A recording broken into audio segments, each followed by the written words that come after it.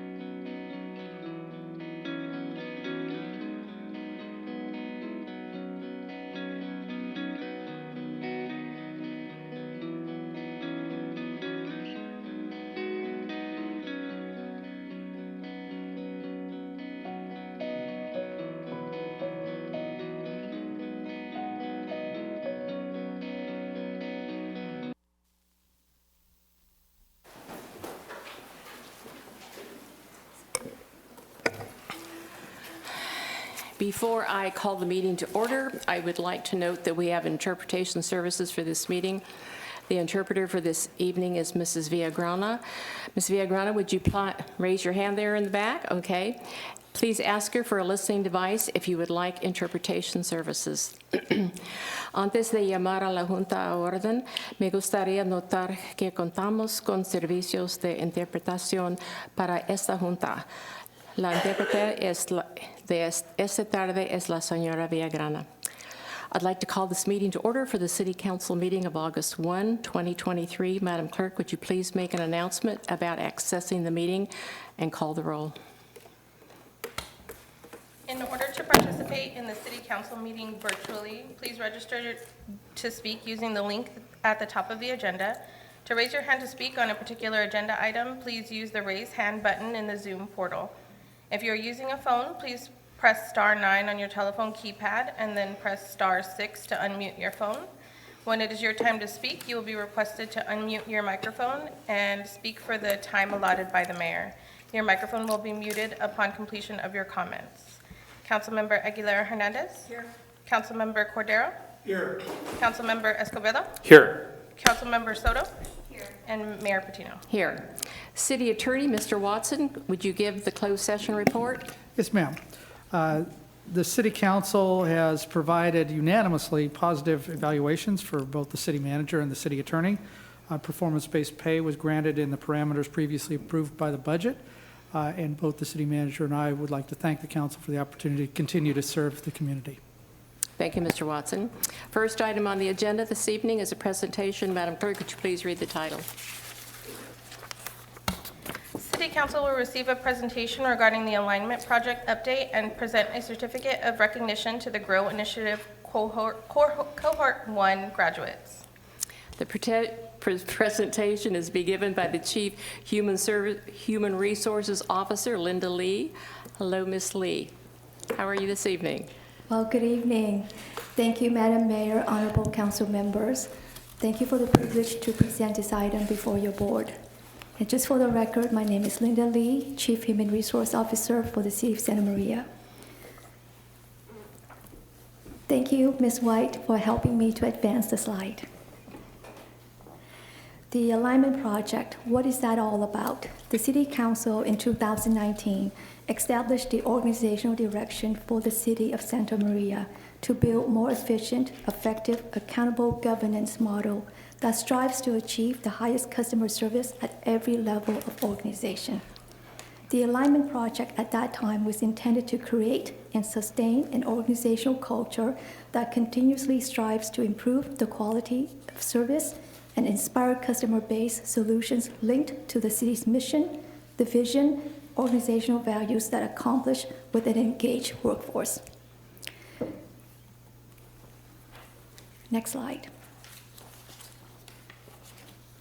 These are some of the milestones and schedules since 2019. Over the past 4 years, staff has made tremendous strides in these areas, beginning with Phase 1 through Phase 4. Part of the program here is to develop and mobilize our competencies, revise our job descriptions, staff development, and performance management.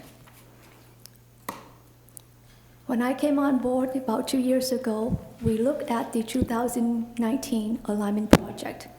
We reconceptualized this into what we call Alignment Project 2.0 framework. To achieve the City Council's goal, existing city processes needs to be improved, aligned, and fully integrated into business systems that will support this focus-centered culture and encourage exceptional leadership and employee performance. These systems will become the foundations for the city's recruiting, hiring, promoting, employee development, performance management, succession planning, and, of course, marketing. The purpose of the Alignment Project, then, is to accomplish the City's Council organizational direction by aligning, professionalizing, modernizing, and standardizing the city internal processes. The framework here is developed in such a way that is anchored by coaching, mentoring, employee engagement activities, foundation for excellence, and ultimately employee recognition program. The Alignment Project provides exciting opportunities for employees. The focus is on continual learning and development, and of course, recognition of performance. With that effort, the learning and development component grew in 2022, June of 2022. At that time, we really strive to take a look at what are some of our continuous partnership through our education's community. And all of us here at the city contribute towards that advancement of our city as a whole. What is important is that we endeavor to learning, development, and engagement. Beginning with that, we partner with the University of Santa Barbara Professional and Continuing Education, known as UCSB PACE, to develop a formal program here at the city called Management Training for Public Administrator Certificate Program. This program is funded through the State of California grant supported by the University of California Office of President. Next slide. The program requires learners to meet once a week for a total of 15 weeks. The GROW program costs, if our employees were to do this on-site directly at UCSB program, will cost them $5,000 per person. But because of our partnership and through the state-funded program, we are able to bring this program here on-site, 15 weeks for 1 day per week. Through the state-this program, our employees are able to afford this program at $500 per person. The program requires the learners to complete the program. The capstone project, we're looking at 9 to 10 cohorts per program, and is partnered with UCSB instructor-led training. Next slide. I'm very proud to announce that in 2022, the planning, designing, curriculum, looking at the program itself just really took shape in January of 2023. By April of 2023, the city has an inaugural class comprised of 9 employees representing 4 departments from the city manager's office, finance, community development, and public works. These 9 employees have a combined 78 years of City of Santa Maria's institutional knowledge. To achieve the management training for public administrator certificate, each learner must have complete a minimum of 120 hours of instruction in classes that consist of project management, building high team performing teams, collaborative dispute resolution, negotiation and influence strategies, foundations of leadership, foundations of accounting, budgeting, marketing principles, organizational and personal branding, decision-making, foundations of human resources, and ethics. In addition to this required completion of a minimum of 120 hours of instruction, the cohort was also required to complete a capstone project, synthesizes and demonstrates what they learned throughout the 15 weeks. Collectively, they spent over 1,300 hours to achieve a gold seal certificate program from a world-renowned higher education institution of UCSB that also housed 6 Nobel Prize laureates. Next slide.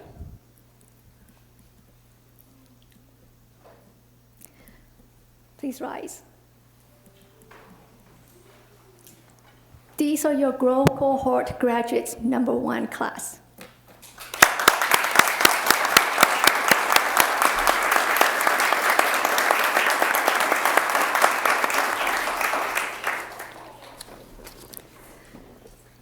Next slide.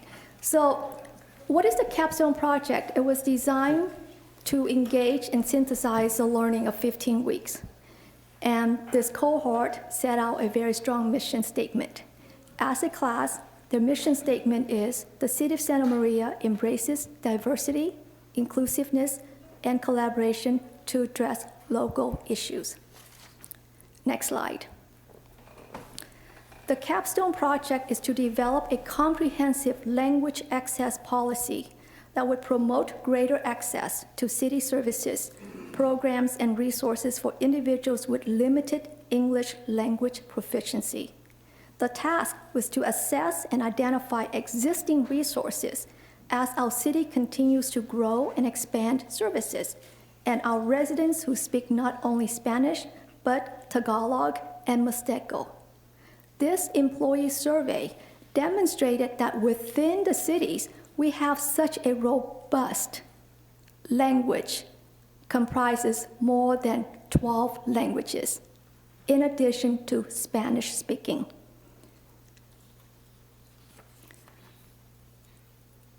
I'm very impressed by this data because not only do we have an opportunity to really look internally and build our translation and our interpretation services to meet our community needs, including Spanish, Mixteco, and Tagalog, but we've also identified additional languages that's currently housed by the talents of our workforce.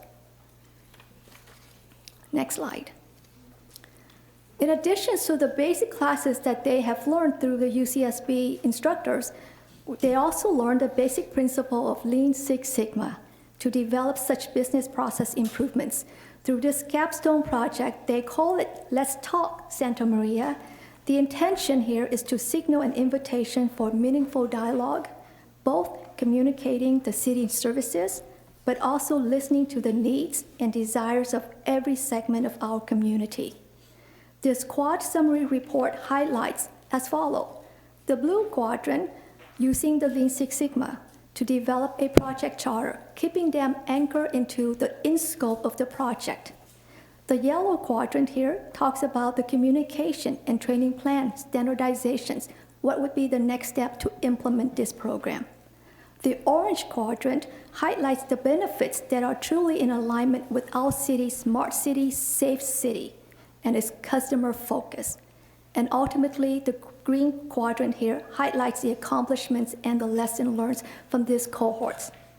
The resulting Let's Talk Santa Maria project recommends enhancements to the city's language access plan with the goal of improving our customer service and our residents' quality of life.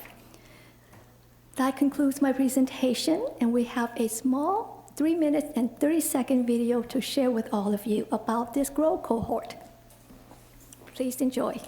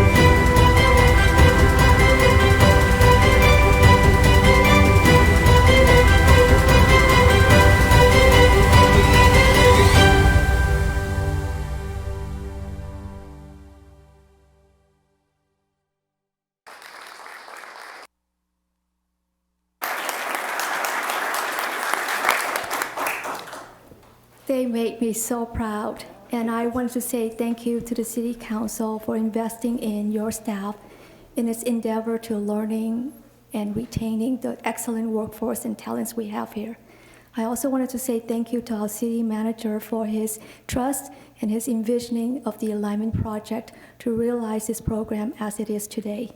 So at this time, I would like to invite the mayor to present the Certificate of Achievements to each of our graduate cohort. Thank you.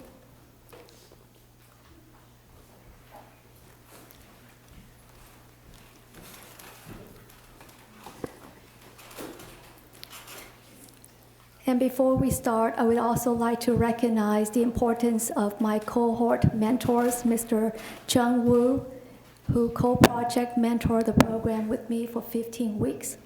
With me, we also have Don Jackson, our library director, who's also served on the staff development committee, designing the program as it is today.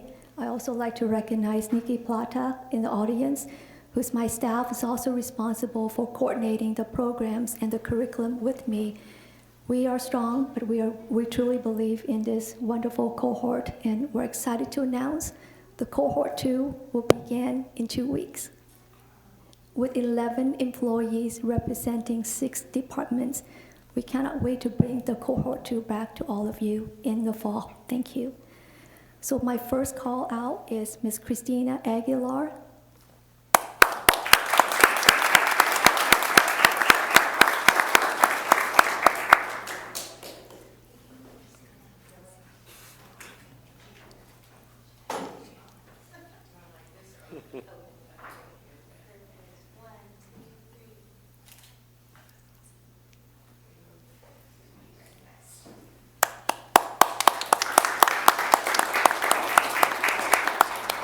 Ms. Erica Anaya.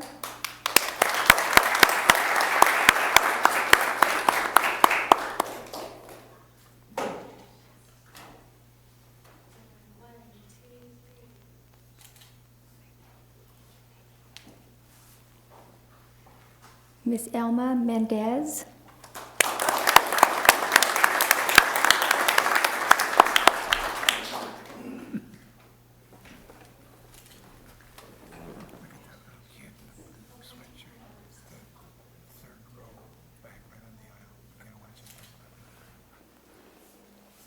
Ms. Nancy Moraz.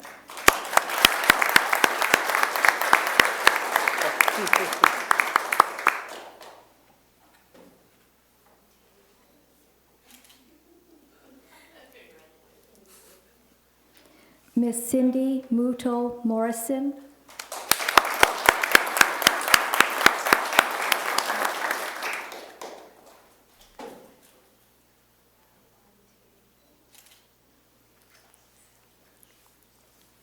Ms. Dawn Palacios.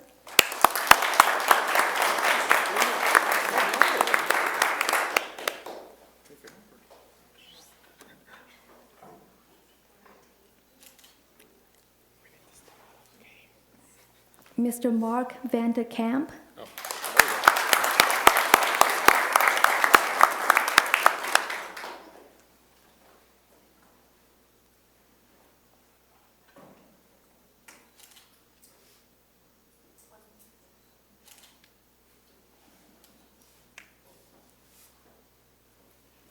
Ms. Alicia Vela.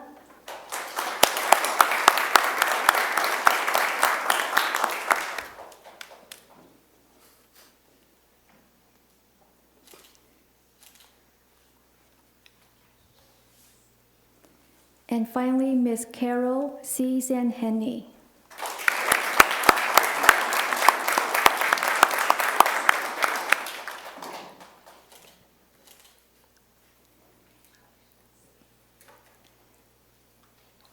At this time, I would like to invite the entire City Council to step down and have a group photo with the mayor and the city manager. Thank you. How can I say no?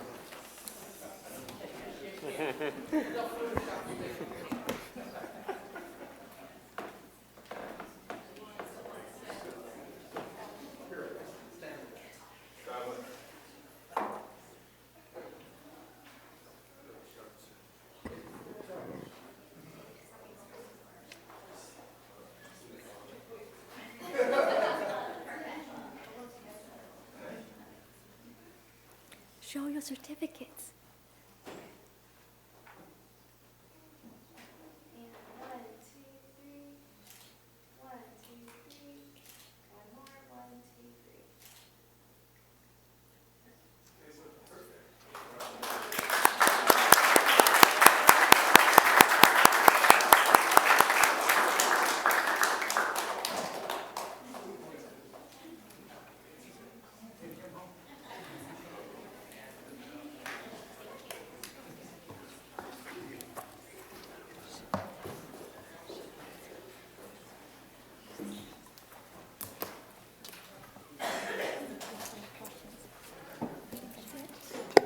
I felt like we should be playing pomp and circumstance on that one.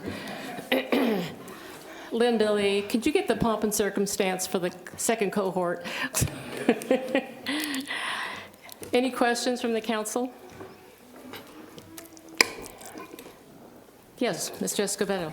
Thank you, Madam Mayor. Just want to recognize and congratulate all of you guys for doing a little bit more and putting yourself up there and learn more. And I think that talks really highly of you.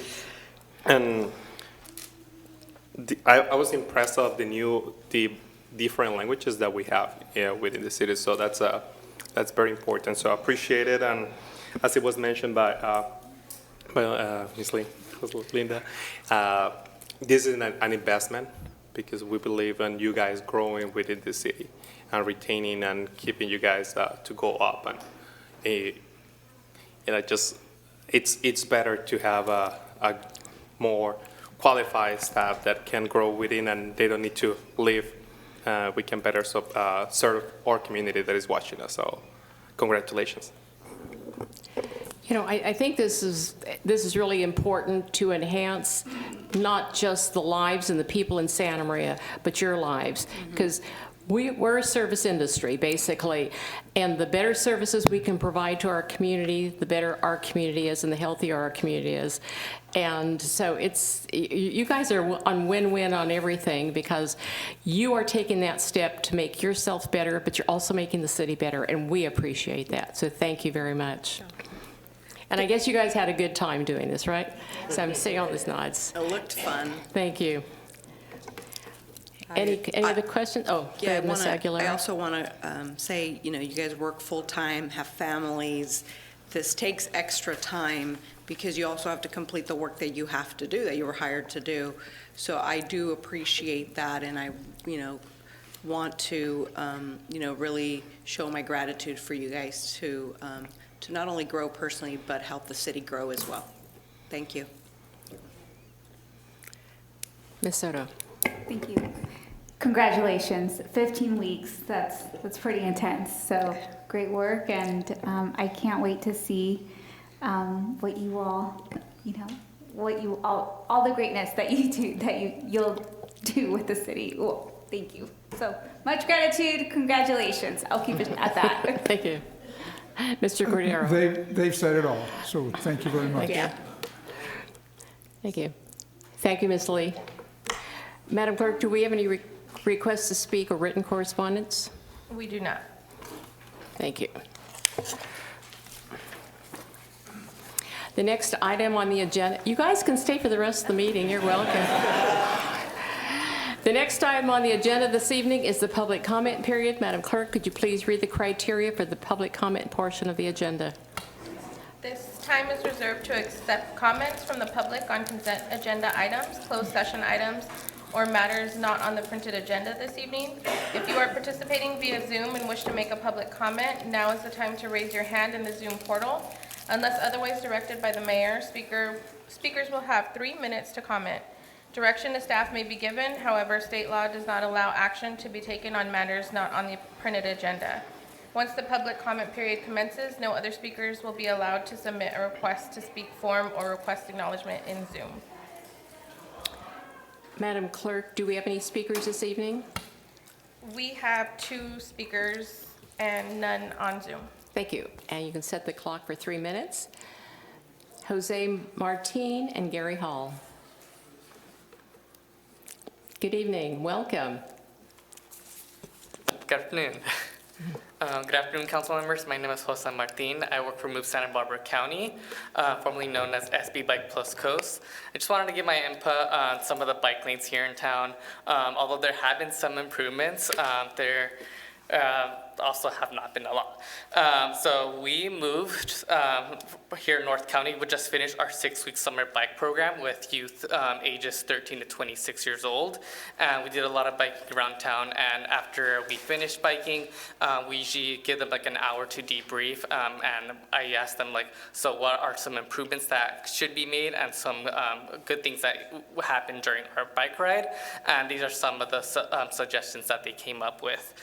So some are good, some are bad, but it's always good to know which ones are good. So the Levee Trail to Guadalupe needs to be open. They want it to be longer. Prescott Park was cool, so the Parks Department's doing a really good job on that. There should be a bike lane on College by Hancock, and Miller has a bike lane anytime. So Miller has a bike lane, but anytime for Enos. That same bike lane needs to be extended all the way past to Main Street. Public transportation is very accessible, and buses need more bike racks. Jones Street has narrow roads for bikes, and they just recently found out about the Santa Maria Railroad Trail for the first time, so it's my first time taking youth out there, and they didn't know about that trail before, so now they have access to Waller Park via a bike path or multi-use lane now. And they think the road should be longer as well. And lastly, there should be more multi-use paths, yeah. And that's pretty much it, that's all I have. No, multi-use, Bike paths. Yeah. yeah, multi-use paths for pedestrians and cyclists. Thank you, Mr. Martin. And be you. sure and come to our meetings when we do deal with the amendments to the general plan, because that'll be a good place. And I saw Mr. Fulgoni writing all those things down. So thank you for being here tonight. Thank you so much. Thank you. Yeah, Mr. Escobedo. Yeah, I just want to add, it would be great if that can be also sent it on an email so we can have it there on the record. Yeah, thank you. Gary Hall.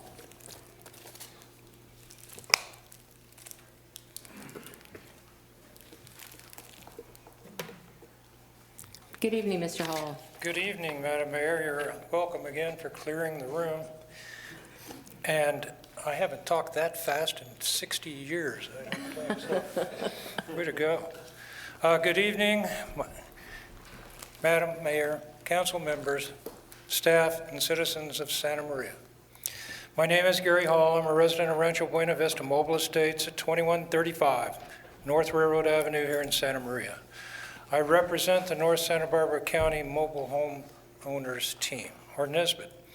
I'm speaking again tonight, and you've heard it before, to once again ask the city of Santa Maria to join over 100 other California jurisdictions that through enactment of rent stabilization ordinances and programs have provided their mobile home residents with protection from excessive rent increases, and in that way helped maintain affordable housing for their senior and low-income citizens. The existing Model Lease does not do that. On June 6, 2022, Council members Soto, Escobedo, and Cordero passed the motion to examine the Model Lease agreement, looking for ways to improve it and to look at alternatives. Unfortunately, now 14 months later, that work still remains undone. The most recent meeting was held July 21st.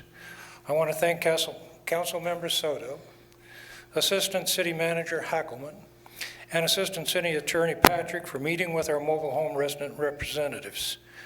We did continue discussing our issues and proposed solutions, which we submitted last January, but did not learn of any new constructive counterproposals made by the park owners. We also learned of little, if any, progress in considering alternatives to the Model Lease. Earlier today, I received notice of a planned follow-up meeting, a very near-term meeting, which I was obligated to reject. Our Mobile Home Rent Stabilization Subcommittee intends to meet next week with our attorney, and we will prepare a written response to the July 21st meeting and schedule its delivery to the City Council prior to your August 15th meeting. We want to continue working to find the pathway that will allow us to meet our goal, which is to provide protection to all Santa Maria mobile home residents presently living in an unregulated rental market where the current Model Lease program has been ineffective in protecting homeowner equity and maintaining affordable mobile home housing. For over 5 years, that's been our goal, and we continue to believe, given your collective political will, it is achievable. Thank you. Thank you. Before we move on, Mr. Stillwell, did you wish to make any comments? Okay. Moving on to the next item is the consent calendar. Madam Clerk, could you please read the description? Routine items are presented for City Council approval without discussion as a single agenda item in order to expedite the meeting. The consent calendar is approved by roll call vote with one motion. These items are discussed only on the request of council members. Does anyone have items they wish to pull for discussion?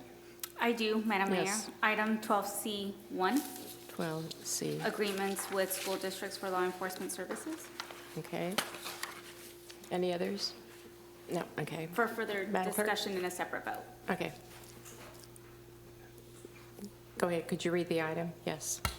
The City Council will consider authorizing the City of Santa Maria to enter into agreements for law enforcement services between the Santa Maria Police Department and Santa Maria Joint Unified High School District, and future agreements for law enforcement services between the Santa Maria Police Department and local school districts. Okay, Ms. Soto? Thank you, Madam Mayor. I'll start with the question to Chief Schneider, and City Manager, feel free to jump in.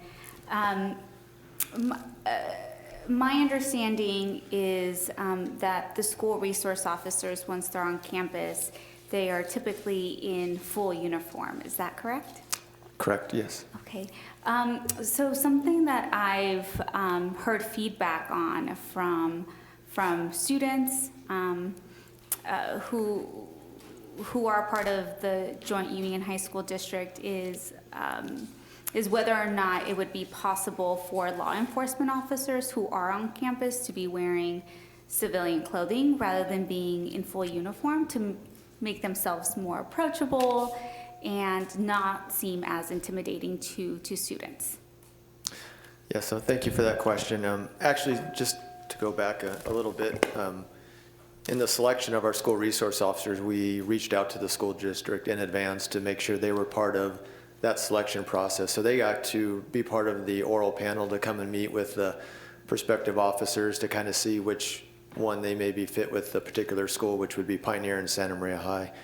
And then to your question of what the proper attire would be, I reached out to the school district recently to ask them if they had a preference on how they would like the officers to be dressed. And the response they gave was they prefer them to be in a uniform. And the reasoning they stated was 3 reasons. The first one is that the purpose of the school resource officers to be that visual presence, because they're there to enforce the safety aspect of the campus. And when they have visitors and others on campus that aren't part of the day-to-day, they want them to be seen as a deterrent to others who may be coming on campus to cause issues or create some sort of incident. And then the second one was that in their collective experience, what they told me was that they've worked with schools for many, many years collectively, and when students, it's really up to the individual school resource officer to sort of build those relationships, to be mentors and work with the children on campus. And they found that they've been able to do it successfully in a uniform. It's really up to that school resource officer. And what they thought was a positive is that if the school resource officer in uniform can make that bridge on campus, then when the students are away from campus, they'll look at that uniformed officer who's on patrol and come to that same conclusion that they're maybe equally as approachable as an SRO that may be in some other attire.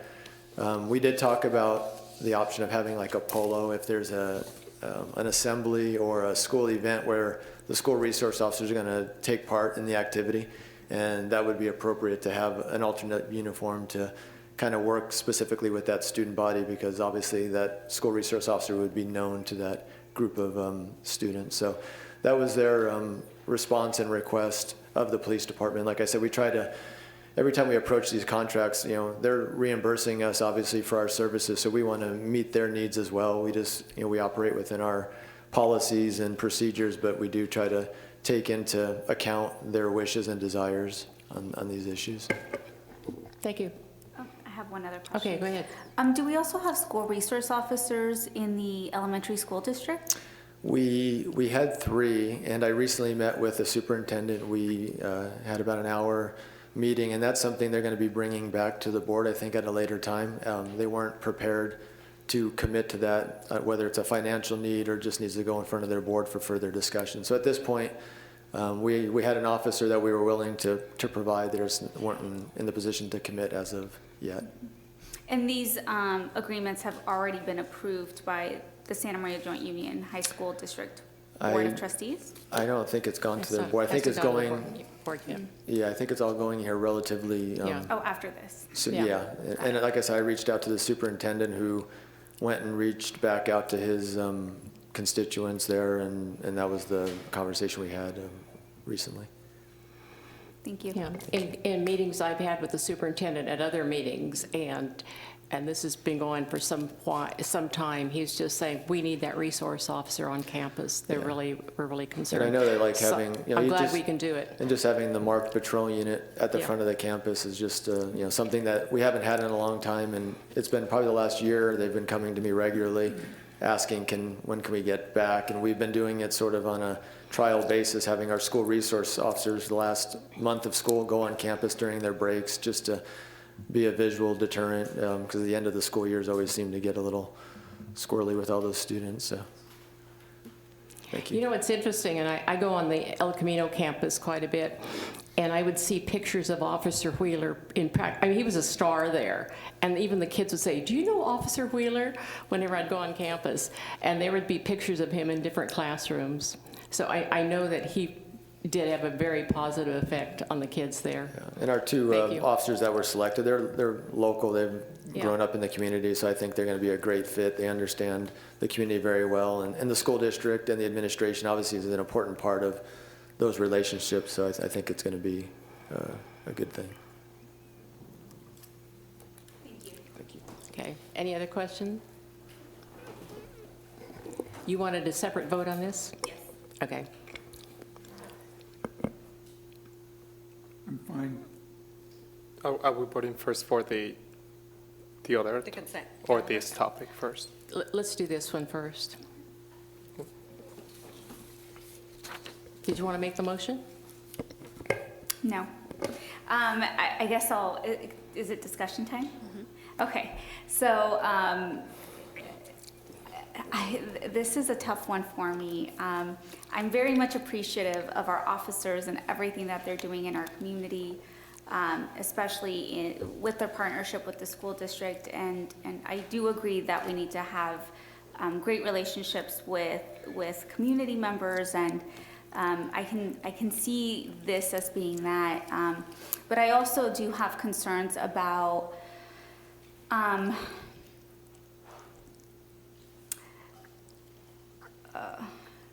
the school to prison pipeline. I have concerns about, from what I've seen in other departments, when there are incidences of emergency, what we have seen time and time again, for instance, in school shootings, that the harm is still caused even with school resource officers there on campus. And so the last thing I want to do is perpetuate, like I said, the school to prison pipeline, is make our school systems feel, our students feel like they are being watched, or that they are being seen as criminals, and really find ways for restorative practices. And I also want to acknowledge the fact that this is a request coming from the school district, and that is also ultimately up to their discretion, and that is not our discretion to make on what practices they use. But I just want to make that comment before we move forward with the vote, Madam Mayor. Well, I'll put forward the motion that they agree with the school districts for law enforcement services on the Santa Maria Joint Union High School District. Do I hear a second? I second the motion. Okay, it's moved in second. Any further discussion? Madam Clerk, can you please call the roll? Mayor Patino? Aye. Councilmember Aguilar Hernandez? Aye. Councilmember Cordero? Aye. Councilmember Escobedo? Aye. Councilmember Soto? No. Okay, for the rest of the consent calendar, I'll move. Second. I have a motion and a second. Any discussion? Hearing none, Madam Clerk, can you please call the roll? Councilmember Escobedo? Aye. Councilmember Aguilar Hernandez? Aye. Councilmember Cordero? Aye. Councilmember Soto? Aye. And Mayor Patino? Aye. Moving on to the regular business item, Madam Clerk, could you please read the title?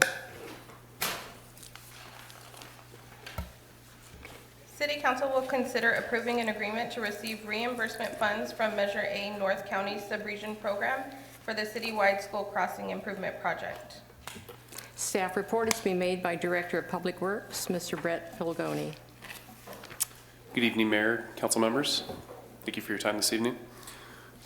Here to provide you with a brief presentation of a project that we have coming up, and a portion of the funding for this project is up for consideration this evening. So during the presentation, I'll provide you with a brief project summary.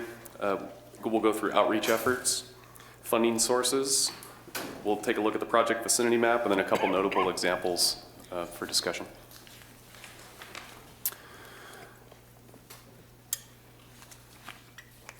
So why are we doing this project?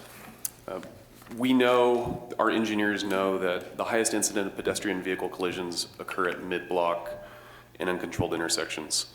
And engineering back in 2019, led by Mark Mueller, our principal civil engineer, took this project upon himself and the initiative to work on this project, and it's been years in the making.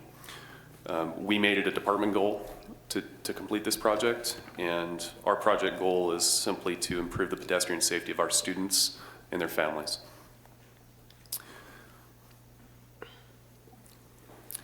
So how do we do this? We do it by improving visibility and accessibility at crosswalks located at uncontrolled intersections. And these crosswalks are typically locations where drivers aren't anticipating there to be pedestrian traffic. We're trying to leverage, these are more of the low-hanging fruit that we see. We're trying to leverage our dollar to get the most value for the dollar that we spend. Installation of ADA ramps at crosswalks, and also notable that the project's in alignment with our adopted local roadway safety plan that we adopted last year, that the council adopted last year. There are other projects that we're working on, notably Donovan and Western, that require further engineering, further funding, become separate projects that are outside of this project. So really, what's before you is, as I said, the low-hanging fruit. So some outreach efforts that we wanted to highlight. We met with the school principals. We met with district staff, namely Javier Cavazos, their maintenance person with the school.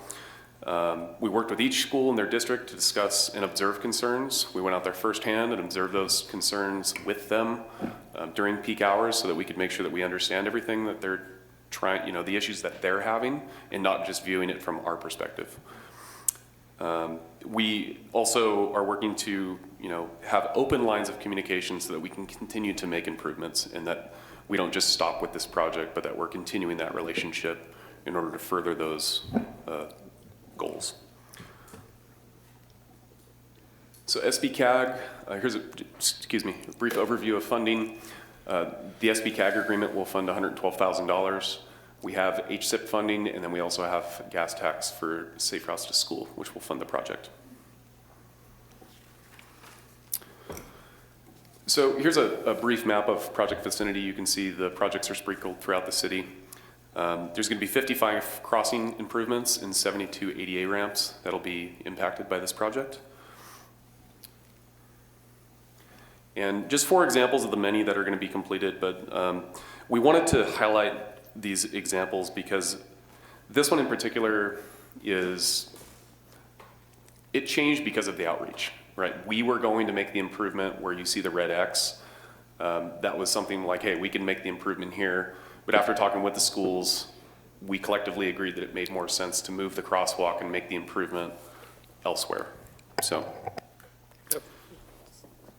and you'll see just some... Mr. Fulgoni, excuse me, Mr. Escobedo has a question. Yeah, can you repeat that part about Ontiveros? Sure. It was going to be there, but not... Yeah, so originally engineering had thought, let's go ahead and improve this crosswalk because, that's what we thought needed to be done. Mm-hmm. But after discussions and outreach with the school, observing conditions, it was determined that this would be a better location. And so I just wanted to highlight that we changed the locations due to those discussions with the schools.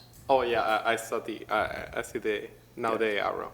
That was moved from this point to the next. Right. Okay, right. Perfect. Yeah. Thank you. So just some existing conditions for your reference. Originally, we proposed these improvements and have since changed that. So,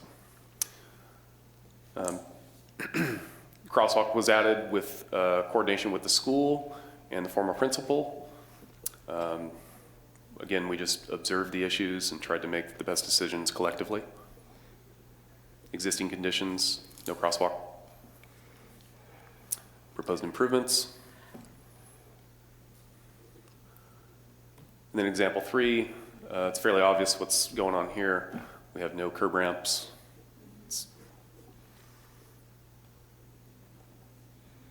I love this one. It reminds me of City Manager Stillwell gave me a gift at Christmas time. It's a little calendar that says you had one job.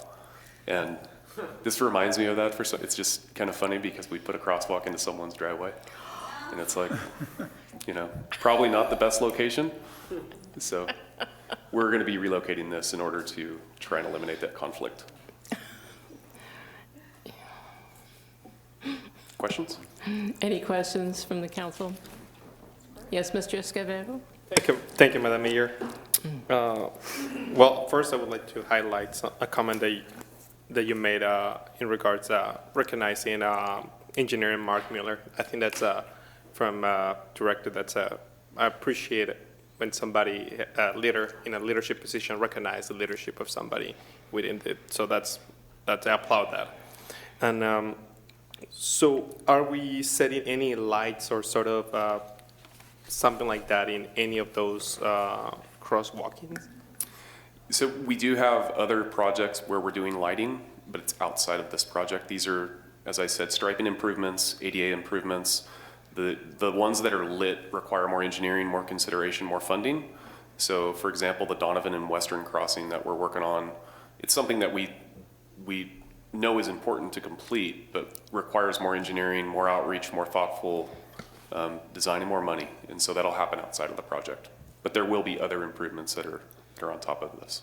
Yeah, because as I've seen many times that people just go flying, and as a light I have seen that it's more likely for somebody to stop. So I think it's hopefully we can look into that. And you mentioned you're talking about Northwestern, the street on the north side. Yes, Western and Donovan. Western Yes. and Donovan. Yeah, that's a conflicting one. So yeah, that's pretty much what I had. And thank you. You're welcome. Any other questions? Madam Clerk, do we have any requests to speak or written communications? Madam Mayor, we do not have any. I'd like to bring this item back to the council for any discussion and a motion. Ready to make a motion? I'll Second. move. Okay, I have a motion and a second. Any further discussion? Hearing none. Madam Clerk, can you please call the roll?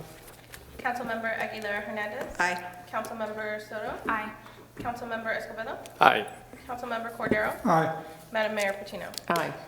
Next item will be a report by the city manager, Mr. Stillwell. Sure, thank you, Madam Mayor.